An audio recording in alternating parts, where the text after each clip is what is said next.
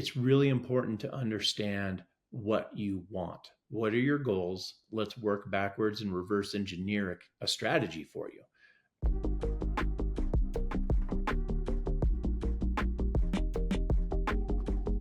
Noah, thank you for joining me on our Thought Leader Spotlight series. I'm your host over here, Matt Camp, head of partnerships at DealMachine. And on these, we really like to shine an industry spotlight on experts like yourself and see how you see the real estate world evolving. So today, really excited to welcome on our friend Noah Parks. I know you run business development at Bateman Collective, which you guys have generated roughly 150 million in revenue for clients, which is pretty mind blowing to begin with. I know you guys are working towards $1 billion in terms of your goals internally and things. And you personally, you've launched really an e-commerce website in 1996, which was literally before Google. Beat them to the punch there. You traveled the world. Yeah. Hey, I pulled it from your bio, so we're sharing the secret. But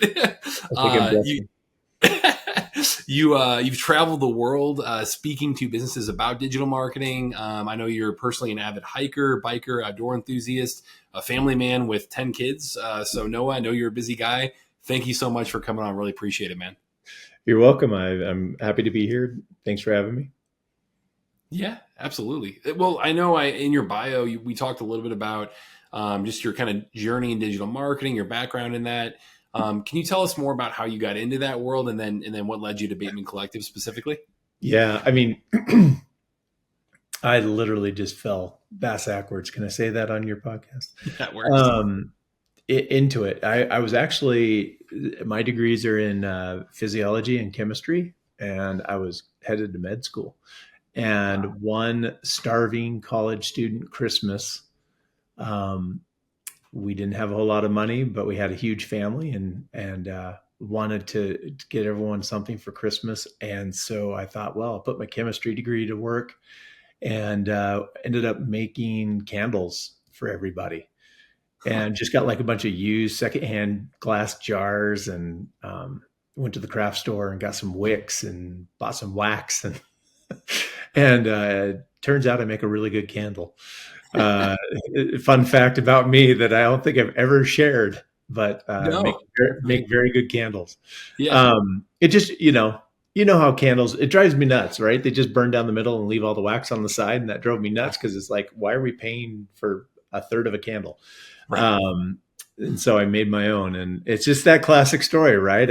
I built a better mousetrap and they became really popular. And so, yeah, this is like in the late 90s, and created an e-commerce website, which I say e-commerce website because that's all people would really understand. It was nothing more than a glorified hyperlinked Word doc with it was awful. If you ever think back to, you're a pioneer. I wonder if I could go into like Google's time machine and go back to then and find that way. Go way back. Oh man. I'll have to see about that afterward. But that's how I fell into it. And we ended up going into a bunch of like stores and grocery stores, and but the infrastructure was not there. It was like $5 million to ship a box of candles because it just wasn't. It wasn't there. So very early on, and it's just kind of a fun fact, but it wasn't very viable. Yeah. Well, so you got into it there, and then, how did that evolve over time? Like I know you were speaking, you were on the road there. It sounds like, where were you speaking mostly about launching that business? Is that? Yeah. So yeah, good question. And so from that point, went in and created more e-commerce websites as the internet started to evolve, and drop shipping became a thing, and shipping in general became more economical. Anything from like diet supplements to martial arts weapons and like all kinds of stuff. And it just didn't matter to me as long as it sold. So because it's really about the marketing and less about the product. Mm-hmm. But yeah, fast forward 2011, went to the agency side of things and ran an agency's sales operation around the country. But yeah, spent, from 2004 to 2011, just speaking all over the world about, really educating business owners and entrepreneurs how they can take either their idea or existing business, reach a broader audience, via the internet. Wow. Yeah. And then, so you were, really, truly on the cutting edge there in terms of like e-commerce, just selling online, just being able to adapt to this new world. How is that? How has that bled into Bateman Collective? Like, how did you, hook up with those guys? Yeah. So that's good. I have to rewind my mind here. Exited a business that a friend and I started on the back of a napkin, but it was more in the healthcare space, in the pharmaceutical benefit space. And then was the VP of sales and marketing for a luxury leather company. And then the good times of COVID hit, and ran into some funding issues there, and that company ended up not surviving. And so I was taking a couple of months off, just regrouping, figuring out what I wanted to do. And a headhunter that Brandon Bateman was using for a different role also knew me and knew I was available. So he introduced us. And honestly, top three smartest human beings I've ever met in my life is Brandon Bateman. And just so impressed by him and his vision. And honestly, the things that we're going to get into today, he envisioned happening 5, 6, 7 years ago. And so pretty amazing to see where this industry and digital marketing in REI is headed. Wow. Yeah. I mean, we've had Brandon on here for one of these. He's been on our masterclass before. He obviously, see him in person at Collective Genius events and things. But yeah, I've always been tremendously impressed with the guy. And, I know he's super, super sharp. It's similar reason. I mean, I know when I joined DealMachine, it was David Lecco and Dave Oster. I mean, they're both two incredibly sharp guys. Dave's one of the best developers I've ever met, hands down. And then David Lecco, I mean, he was the one who, similar to how you approach the businesses you founded before, but he was scratching his own itch, he was solving his own problem, and his ability to stay disciplined and follow through with something is truly a match too. Like I joined the team for the people there. So yeah, no, completely understand. Brandon Bateman likes to joke that I've been digital marketing since he was in diapers. So. Not even hyperbole there. That's amazing. What the digital marketing side, I'm excited to hear. I mean, you guys, it sounds like you've been on the cutting edge. You've been thinking ahead. You've been going, skating where the puck's going to be. Can you kind of talk a little bit about that to start off with, just how things have been evolving? I mean, I know, we talk about, especially on our end, artificial intelligence, using AI within, in DealMachine, and embracing that as a productivity tool. But I'd love to hear, I mean, it seems like it's changing so many things in the marketing landscape. Like, I'd love to hear your perspective on how you've seen that evolve, how you guys have anticipated that, where you see it going. Would love to give you the floor there to talk about that for a minute here. Yeah, no, I appreciate that. It is a very interesting time. And it seems like, if you look at, being a Gen X or whatever, and over the course of my life, just how fast and exponential everything has changed, especially from a technology standpoint. Every time you think, oh, okay, no, it just hockey sticks again, and that's what AI is going to do, and totally transforming our everyday life. But as it pertains to REI, I think it's important for people to understand, because like we're out and about, and we're at a lot of events, and we get to hear what people are talking about, the questions that they're asking. And I think it's important, first and foremost, to understand that AI is only able to pull from what already exists. Yeah, it can repackage it and put a bow on it, and reformat it in a different way, but it's not creating anything unique, if you will, or novel, let's say. And so the reason why that's important is because as we look forward into the future of AI and AI search, there's been concern because I think the number was 30% of search volume is transitioned onto the AI platforms like Gemini, Grok, ChatGPT. It's only growing. Mm-hmm. Yeah. And so a couple of things. One, I don't see our motivated seller avatar there yet. Now, in future generations of motivated sellers, yes. But that also brings up the question, especially when it comes to search engine optimization, SEO. I mean, that is something that if you started 5 years ago, you would be reaping the benefits of. Mhm. So as we look ahead to AI, EO, or whatever you want to call it, I don't think we've really settled on a term yet. But if you look at AI powered search engine optimization, um, now is the time to start preparing for that. And what that means is best practices. And those really haven't changed. Mhm. But again, since AI can only pull from what exists, you have to put that data out there for it to assimilate. Yep. Yep. Yeah, I think that's a great point on the data front as well. I mean, that's something on our end. Like we've really focused on not being seen as just a driving for dollars platform, which we that was our original niche. That's how we came to market. That's how we became really kind of synonymous with that the D4D term, right? And love to be able to solve that problem for people, but Mhm. have tried to continue to evolve and solve more and more problems and be seen as this go to really real estate data platform now in terms of property data and ownership data, like property owners, that demographics around those profiles, and contact information, skip tracing, right, all of that. So we've really tried to double down on data and see the future as that as being a leader in that.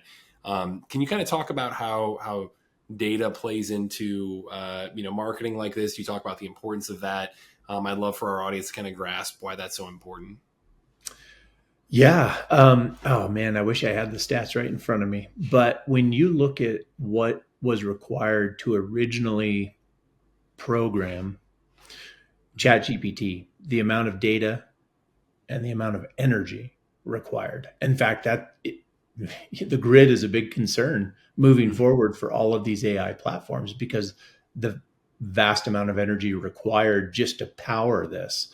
Um, when you look at that, the amount of data that it took to go in and bring things to where they are now is just immense. And as we look forward, that's not going to change. Um, when it comes to marketing, uh, Google, I'm just going to use them because I mean, so we do Google PPC, we do Facebook ads, we do search engine optimization, including Google Business Profile, and we do website builds. That being said, I'm going to use Google as a kind of the ubiquitous platform, if you will, because they own so much market share. Search. Mhm. But in order to be prepared to really leverage what's coming, it's going to require a massive amount of data. It's just that's just it. I mean, flat out. And so, what I see happening with AI Max, which is Google's AI PPC platform, and just so nobody panics, it was announced. It's not publicly available. We are in the process of getting started some beta testing, but it still requires us to bring the client to Google and get them whitelisted and able to even be able to do it. So it's Mhm. still early stages at the moment, but we understand what they're going for and what the platform is more or less going to do. And it's going to require a massive amount of data. So, what does that mean? If I'm a new investor who hasn't run ads in the past and my ad account has no data, is that going to hurt me? Chances are it probably will, right?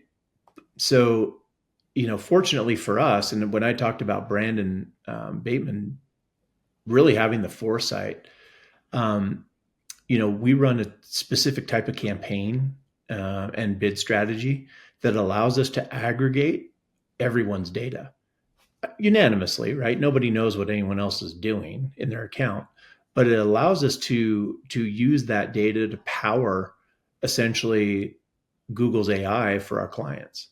Mhm. And so if Matt, you were to come on and start running an ad campaign with us, and you have let's say a $10,000 a month ad spend budget, you start with $0 worth of data in your campaign, and then Mhm. each month you're generating right around that $10,000 a month worth of data right? With us, you have zero of your own ad spend, but depending on the campaign, I mean, you could have 30, $40 million worth of, when Google looks in there, 30, $40 million worth of ad spend data to already be powering your campaigns. And then you're just adding to that, right? And so you're Yeah. benefiting from the collective there. And that, again, that is something that AI Max is going to rely heavily on to power their campaigns. And it Yeah. just so happens that through luck or genius, Brandon designed this, in such a way that we're literally. I asked AI, how Bateman Collective was positioned to take advantage of the coming AI Max, and yeah, it was a glowing review. So So, in short, like you're either coming in starting from scratch, kind of running your own campaign, or you're using your collective, insights and data and experience and spend that you've had over the years now, and kind of getting that shortcut to inform your online marketing. Yeah, the collective branding, I love that now. Great way to make that connection there. But yeah, can you actually, we've got a fair number of people probably watching this that, maybe they're using DealMachine or not, but they've are using us for direct to seller marketing, able to go out and do deals that way, and then they're thinking about online marketing. When is, even just answering that question, like when is the right time to really invest in that, really kind of evolve your marketing channels? Like I love your insight and advice there for kind of that scaling investor. yeah, no, that's a perfect question because there is an inflection point in your business when expanding your outbound initiatives don't make as much sense anymore. And, when you're hustling and you're hungry, trading time for money is easier than when your business grows and gets to a point where you have to start trading money for time because time is so finite. And so we catch people at that inflection point all the time. I would say if you're doing a deal a month consistently, 12 plus deals a year, it's usually a good time to start exploring the inbound PPC, Facebook, SEO. Um, there are some things that you can do on your own as well, and we can get into that. But yeah, I mean, typically, as a general rule, if you're doing 12 plus deals per year, it's a good time to start exploring uh, some PPC. Cool. That's kind of the like kind of the baseline of when that consistency can power a longer term thinking of what it's going to take to get into the digital side. Is that kind of the trigger point then? Yeah, I think so. I mean, usually there's also revenue enough Mm-hmm. to Reinvest. sustain, Mm-hmm. because again, this is something you're not going to dip a toe in PPC, right? It's a channel that you really want to commit. I would say 6 months to, but 4 to 6 months to commit because you've got cycles and every channel cycles. It's why we recommend taking a more omni-channel approach. But it's why it's also nice to have Facebook and PPC running in conjunction because they each cycle slightly differently and it helps balance out those ebbs and flows. Everybody knows it's just the worst feeling is having one of those months when leads are down and deals are down, but it's oftentimes because you're riding the wave of a single channel. And right now, one channel may be outperforming another, but that's going to switch. And if you just dump one at the bottom of the cycle, you're Yeah. not going to be there when it cycles back up. Yeah. You're kind of diversifying your portfolio there. I love it. Yeah. So you already gave some tips right there, but and even like you mentioning, hey, don't just dip your toe in the water when it comes to digital marketing. But are there any other common mistakes you see investors making or wholesalers making when they first get into digital like this? Yeah. Beside not allowing enough runway, this is what we see. So you can hear me like filtering my thoughts. We see that sometimes people will launch their campaigns and they get a grand slam out of the gate. Well, Mm-hmm. that's not the standard, right? And if Right. that's what you're going to Yeah. expect month after month, you'll be sorely disappointed. By the same token, if you don't get anything for the first month, um, that's also not the standard. And so having the patience, I think, is important. Another common error that people make when they're maybe trying to run it on their own or with a manager that doesn't necessarily understand our industry is the way in which they target. It's really important to understand what you want. What are your goals? Let's work backwards and reverse engineer a strategy for you. There are, investors who they don't do anything with properties that are rural or mobile homes. And so yet they set a strategy up that targets an entire county, right? A third of which is maybe urban and the rest is rural. So Mhm. those get into a tongue twister. But you get what I'm saying, right? It's like, why are Mhm. you targeting those places then? There's also, so there are ways around this, right? We can get down to a mile radius around a point and we can put a bunch of points to basically draw in. Here's a quick tip. If you want to see how you should be marketing your market when it comes to PPC, go to Blue Marble and look at the nighttime lights on the map. That's where the people live. And if your ads are running out in the sticks, don't be upset when you get a lead from the sticks because that's really easy for Google to get. Those are really easy leads to come by and they're inexpensive. So again, that's something to keep in mind as well. Yeah.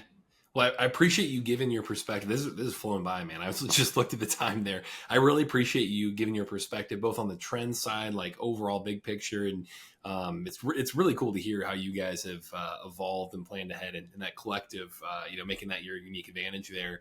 But then also giving the tactical stuff too. That's super helpful for our audience to hear. Like, hey, if you're getting into this world, if you're looking at adding digital marketing as a channel, like here are things to keep in mind. One last thing I was curious about. I mean, you've been on the cutting edge within marketing for quite a while now. Like you had e-commerce before before Google. That's pretty awesome to hear.